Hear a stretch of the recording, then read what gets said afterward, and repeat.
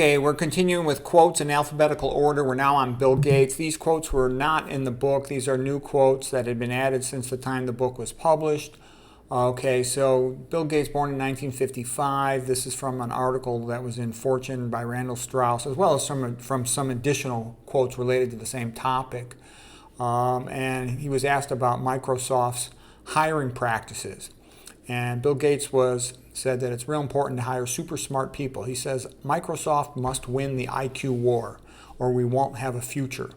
Microsoft has long hired based on IQ and intellectual bandwidth. There is no way of getting around the fact that in terms of IQ, you've got to be very elitist in picking the people who deserve to write software. Microsoft could teach its employees in some specific skill areas, but it could not instill intelligence and creativity. Those, Bill Gates said, were reasonably innate. And he says the best programmers are people who are super smart. His self-confessed bias in hiring was that it's towards intelligence or smartness above everything else, even in many cases above experience. Today, the toppers of the best universities are my employees. Notice that you didn't hear anything about multiculturalism or merit, or you didn't hear anything about affirmative action. You didn't hear anything about diversity. He just says, give me the smartest people because I want my company to be the best. Nothing about all the stuff you hear everywhere else, okay? That's interesting. Okay, Bill Gates continues. He says, DNA is like a computer program, but it's far more advanced. But DNA is far more advanced than any software ever produced. Yeah, so think about that with regard to whether or not the origin of life includes God, okay? The DNA code is made out of 3.3 billion, that's B as in billion, base pairs of complex chemistry. It's far beyond anything that any human could do. Humans cannot even make a simple cell. Okay, they can't even make the building blocks with the original prebiotic conditions, okay? So this idea that a little bit of lightning on some water created life, it's ridiculous. If you know anything about chemistry or anything about biology and biochemistry, it's completely ridiculous, okay? All right, so then he says, capitalism has worked very well. Anyone who wants to move to North Korea is welcome to do it. Be nice to nerds. Chances are you'll end up working for one. If your culture doesn't like geeks, then the chances are you are in real trouble. Life is not fair. Get used to it. We all need feedback. That's how we improve. Okay, now here's another one. It's impossible to overstate the unearned privilege that I earn. Unearned privilege, okay, a lot of this sort of leftist language. To be born in the rich United States is like being part of winning the birth lottery, and so is being born white and male in a society that advantages white men. Okay, that's the opposite of the frickin' truth. Okay, society is designed to be against white men, and it's pretty obvious. If you apply for a college or a job, you're immediately put into a more difficult category, and you're not allowed to get the affirmative action benefits, okay?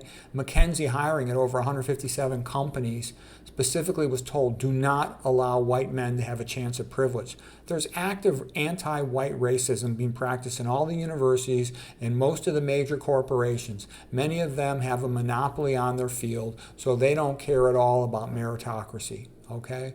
Those quotes above for Bill Gates with his company were in the early days of getting started when it was competitive and he wanted the best, okay? Whereas nowadays, society's set up to favor women over men and to favor all ethnic groups over whites. That's a fact, okay? You can make fun of whites and you don't get in trouble. Try making fun of some of the other groups publicly and you'll get yourself in trouble in real fast time. And it's like, what's his name? Voltaire had said, if you want to know who rules, you ask who you are not allowed to criticize, okay? That's pretty well known. Okay, so then here's another quote of Bill Gates. He says, the climate is like a bathtub that's filling up with water. Even if we slow the flow of the water to a trickle, the tub will still eventually fill up and the water will come spilling out onto the floor. That's a disaster we have to prevent. Okay, now, I must say, I'm not a weatherman or a meteorologist, but I don't get that metaphor. The climate is like a bathtub. That's bullshit, okay? Setting a goal to Only to reduce our emissions is not enough, but not to eliminate them. That won't do it. Unless we move fast towards zero bad things will happen within most people's habits. What the hell is this? The sky is falling? This is bullshit. This is horseshit on steroids, okay? This sounds like, what he's basically saying is we're going to have to shut off all the energy availability to the people. This sounds to me like deindustrialization. Basically, I've already got everything I could possibly want, but screw you peasants. You're not going to get, your gas automobiles, your gas stove, or all this other stuff. It's like, where the heck is he going with this? It reminds me of that quote, in the Vietnam War where somebody said, in order to save the village, we had to destroy it. Bullshit.